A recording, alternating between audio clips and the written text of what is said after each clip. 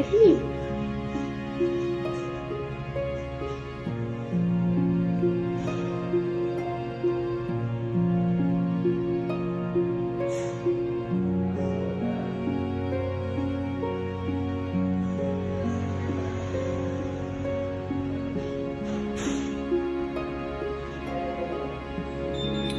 Tá mais alertinha hoje, né, velho?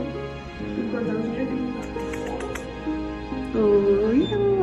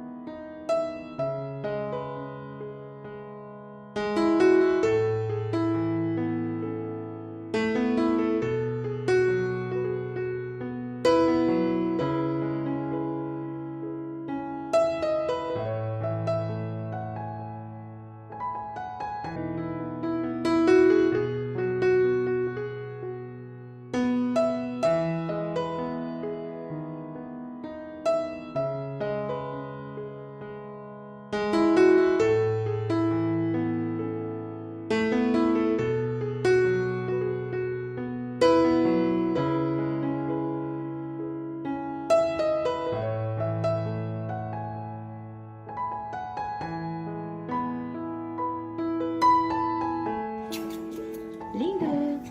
Lindo! Ai, mãe! Será que ele morde? Ai! Ai! Para! Não faz! Armandinho! Não era assim. Não era. Era bem bonzinho. Era bem bonzinho, mãe. Ah, não vou te irritar, não vou te irritar. Para!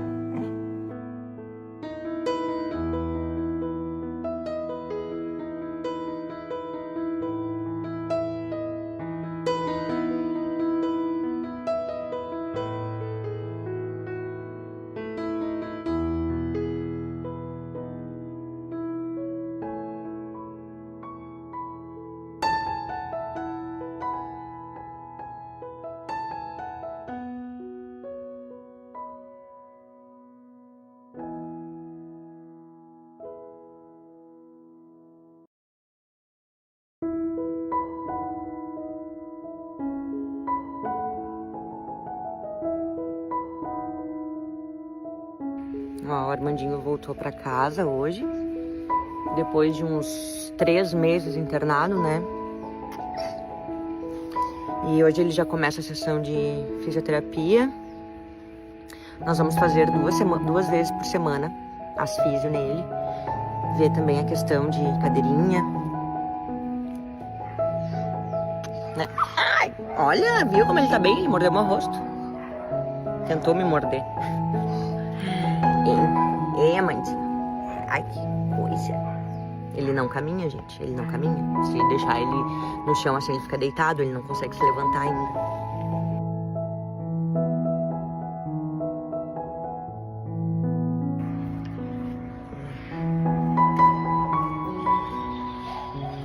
Bom,